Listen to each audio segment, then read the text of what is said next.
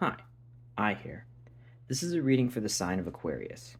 We're going to do a Celtic crossbred with a Thoth deck, and what we see on the bottom of the deck is going to represent what you don't see coming. And once we get an idea of what the general message of this reading is going to be, we're going to pull 3 cards from the shadow deck to see what's going on in your subconscious, and to see if there are any further clarifications we might need. So let's just see what happens.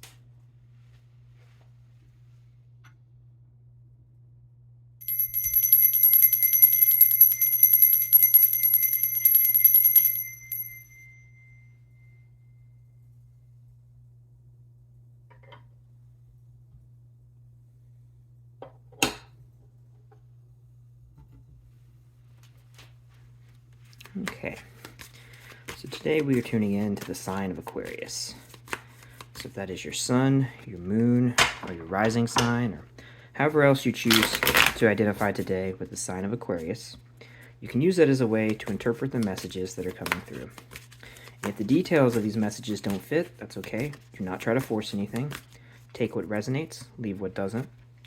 And if none of the details are really seeming to fit your life or your situation, you can always check your other placements, or you can stick around and see what's going on in the world of other Aquarians. So let us see what messages we get today. What things should we think about? Are there things that we should meditate upon? Are there any warnings that we need to hear? Are there things that we perhaps should look out for? Are there things that we should look forward to? Things that we should consider putting our energy into or moving towards that can make our life a little bit better? What things should we think about? What messages do we need to hear and see today as we tap into the energy of the sign of Aquarius? What will our Celtic cross have for us today?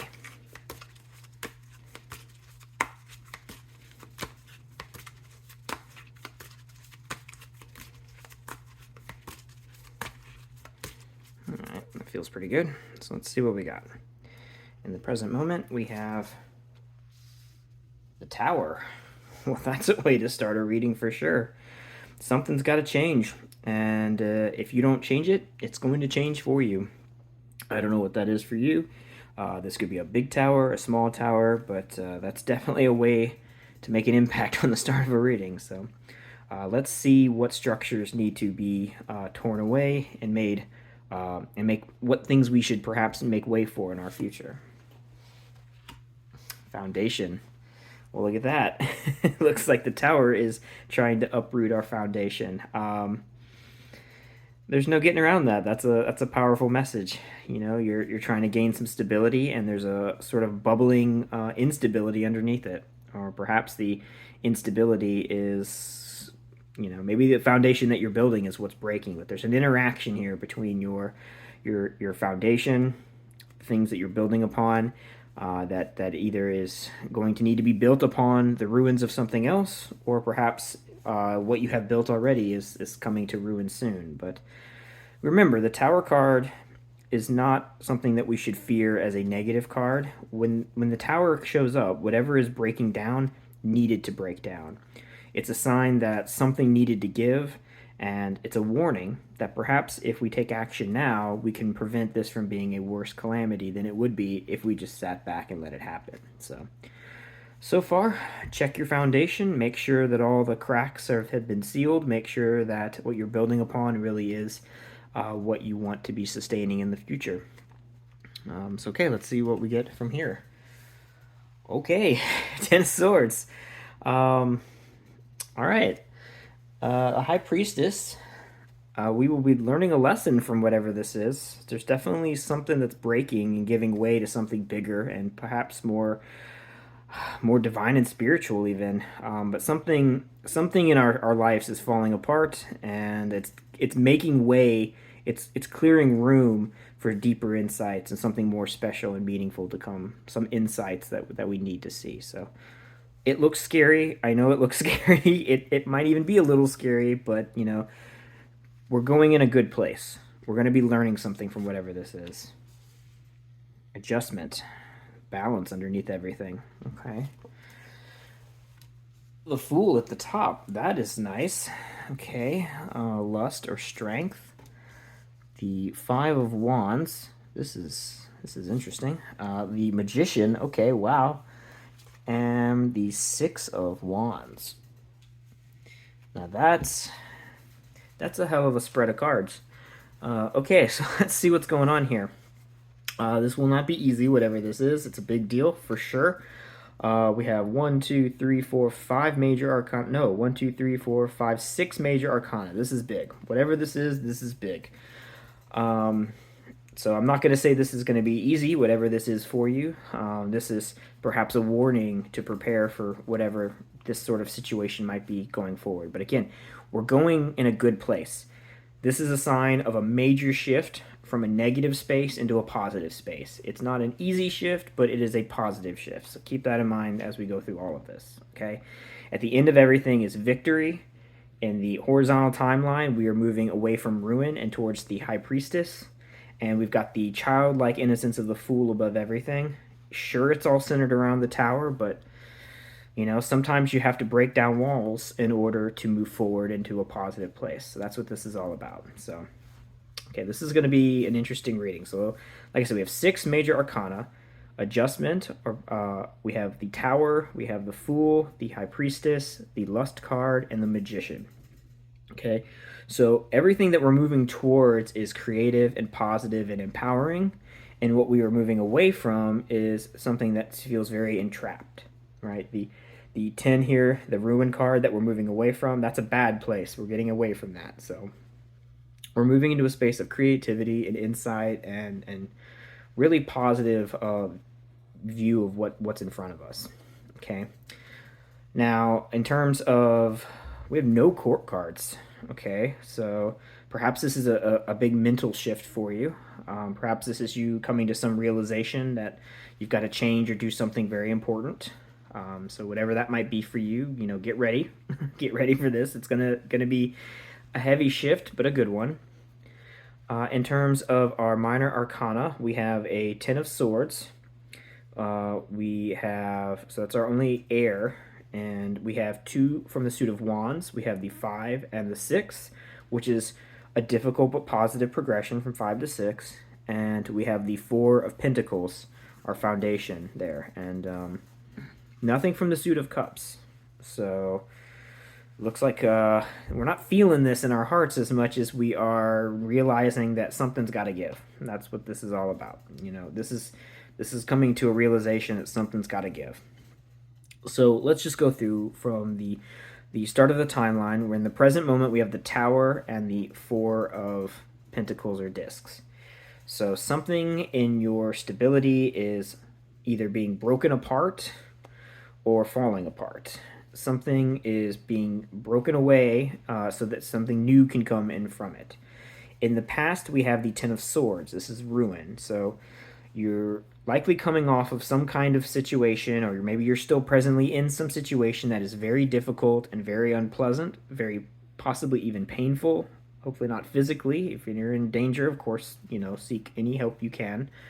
But I think this is something that is emotionally troubling for you. It hurts, whatever it is. But you're realizing that this is something that had to come to pass. There is something that is keeping you held back, whether it be some kind of cage or some old outdated thought process, but there's something that is not serving you, and as difficult as it is, you are going to climb over that barbed wire, you are going to crash through that gate, you are going to rip open whatever it is that's holding you back, because where you are is not sustainable. Whatever you're doing, whatever this is, I'm not saying that your overall life is this way, but whatever this situation is, this particular thing, and given how powerful these energies are from these cards, you probably know what this is, and if nothing is standing out in you, then it's probably not a message for you. But if there's something very heavy that's been troubling you, you're reaching a point where you're realizing you can't just keep pushing it to the back of your mind. You got to do something about it. And so that's what that 10 of Swords is, like I said, breaking through that gate. Even if it's got barbed wire on it, you are going to pull open that cage and you're going to crawl out of it. And it might hurt, it might be difficult, but you're done with whatever you've been in. Okay, you're done with that situation or that part of your life. And that's what the Tower is this extreme, intense moment of shifting out of that negative space into something positive. I actually feel like the Tower is not so much the crumbling of a foundation. I think the crossing with the foundation is learning to build a new foundation on top of the ruin of the past. So I think the Ten of Swords and the Tower to me are the cards that group together as being this difficult moment forward, where we were in a prison almost and we break out of that prison, and now that we're free, we have to start building anew. And that's where the High Priestess comes in. Now I think perhaps what maybe got you in this situation in the first place was trying to think overly rational about the situation. It's not encouraging that you think irrationally, but what this is asking you to do is to consider thinking about what sort of feels right. What is your intuition and your gut telling you? You know, maybe you thought your way into a corner and you did things in a practical way because it's what felt like the right thing to do. And now it's time to break away from that and to move into potentially unknown territory, but let your heart and your quiet, intuitive side of your mind guide you rather than your rational, analytical side. Now, that doesn't mean don't make irrational choices. Don't start making sporadic, crazy moves. Think, but listen to your gut and what it tells you, and let what feels right be what pushes you forward. And you're going to start moving towards something more positive.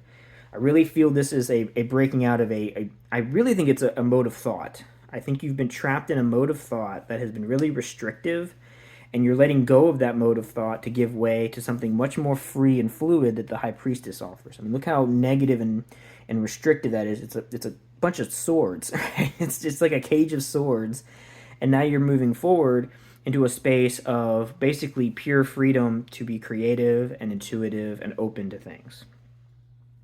And I think the adjustment card underneath all of this is this transition from this energy to that energy, this negative red space to this nice calm blue soothing space. There's an adjustment period that has to happen, and that's what this building of foundation is upon this Tower moment.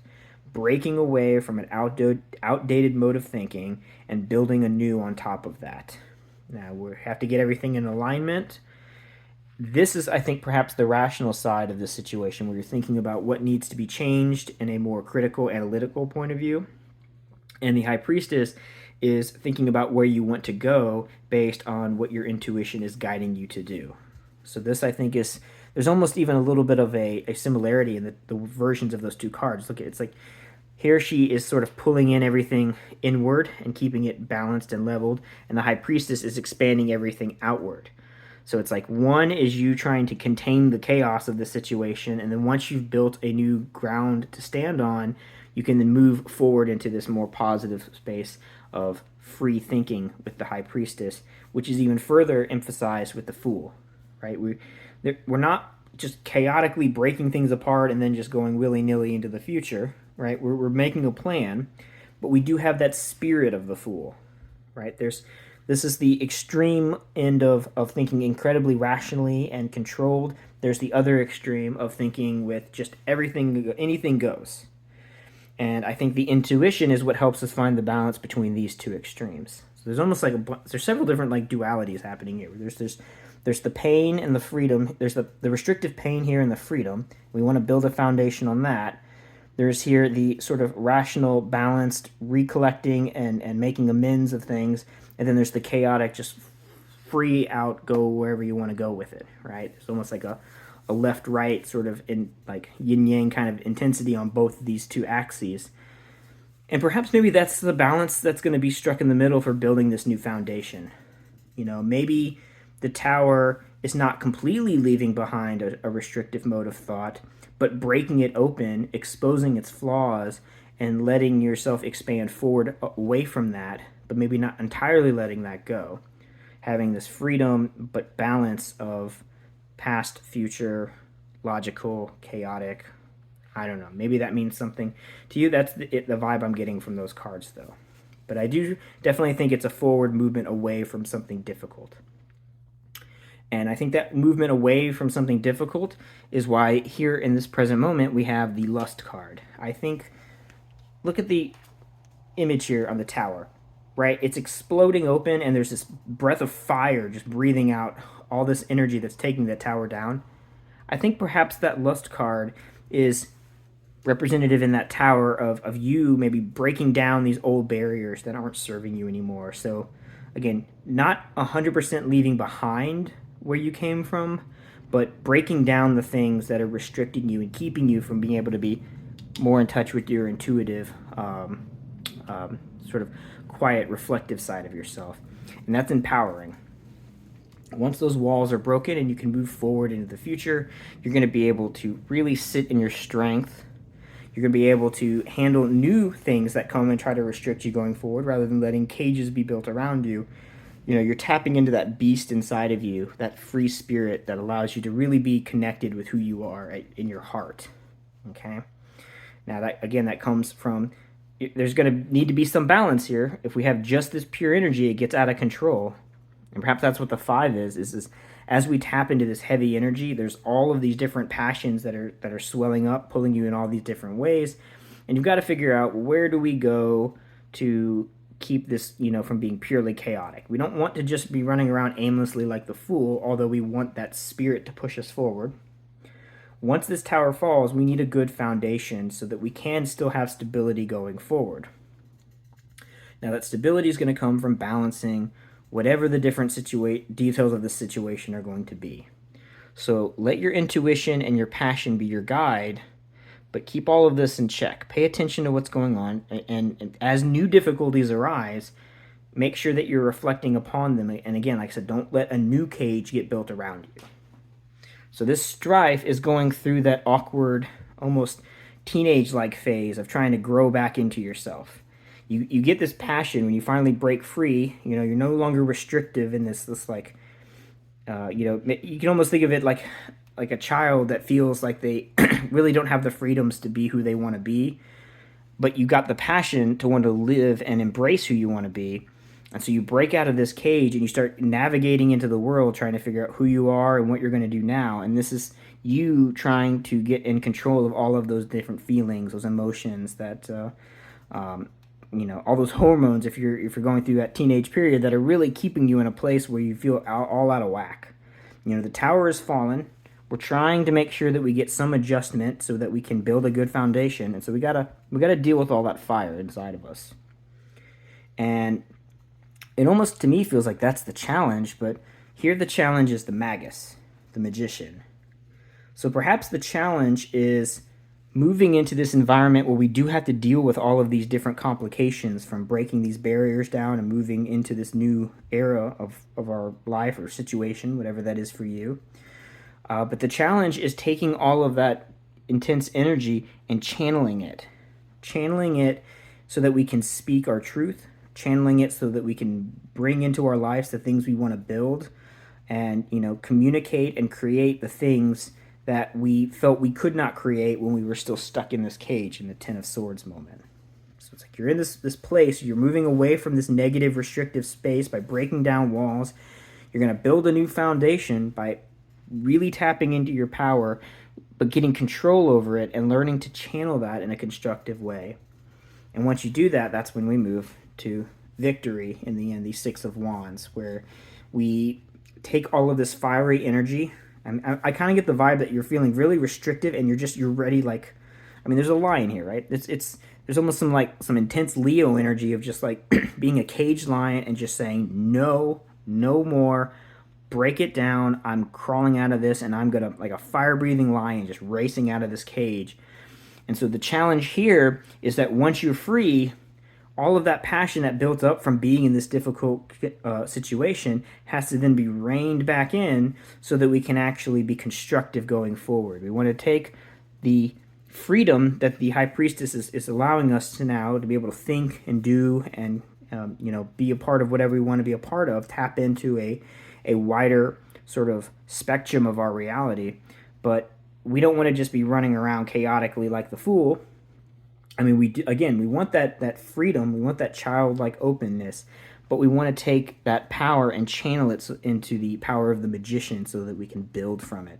And whatever we build will hopefully be very, very positive, and that's the victory that we can reach if once we're out of the intensity of this moment and we've gotten our grounding back and we build this new foundation on top of this chaotic overturning of the past, we can really step into a much more positive place going forward. So yeah, there's a lot going on here. There's definitely some more things that you could pull out of these cards. But that's the general vibe I'm getting from them right now. Is breaking out of outdated modes of thinking, moving towards a more intuitive, free, creative, flowing way of thinking, represented by the priestess and the fool. But there's a balance that has to be maintained, because here here's another sort of duality. There's this sense of getting control, balance inside of ourselves, the justice or adjustment that has to occur with all of these forces once they've been let out. And we've got the intensity of the lust card that's really pulling us in all different ways and wanting us to really tap into this really heavy fire energy that's going to lead us to either create or become a part of difficult challenges. So get some control over that, tap into that power, but make sure that you are both the beast and the person that is taming the beast all at the same time. Once you get that in control, then you can channel all of that nice, intense power as the magician, and you can create a positive step forward in the wake of whatever this difficult challenge is that you've left behind. So, all right. So, and what you don't see coming is, well, yeah, of course, change. This is a card about breaking out of outdated modes of thinking and moving into new, constructive ways of creating and being. So, of course, change, expansion. I mean, again, this is breaking the ace into two pieces. This snake here is really, it's like a cell that's dividing into two different cells. And that break is what I think is happening with this tower, where we're getting away from the things that are negative and we are moving towards the things that are positive. But they never really go away. Our past is still our past. We can't let go of it. So whatever that negative space was, we don't completely let go of it. We learn from it and we build upon it. And that's where our new Four of Discs foundation can be, or what it can be built upon if we want to move towards a positive, exciting victory going forward. So it's nice. Heavy, but nice. So let us see what the Shadow deck has to add to this story.